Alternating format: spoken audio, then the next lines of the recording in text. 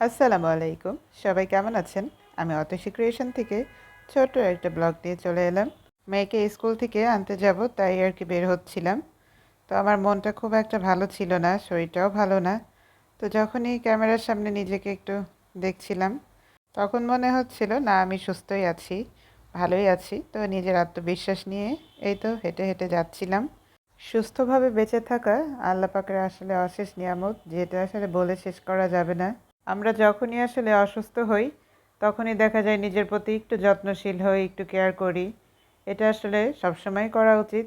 আমি নিজেও কিন্তু অনেক উদাসীন নিজের প্রতি, তারপরও ভালো পরামর্শ তো দিতেই পারি। তো এই যে আমি বারবার নিজেকে ক্যামেরার সামনে দেখছিলাম আর ভাবছিলাম, আমি কি সত্যি অসুস্থ?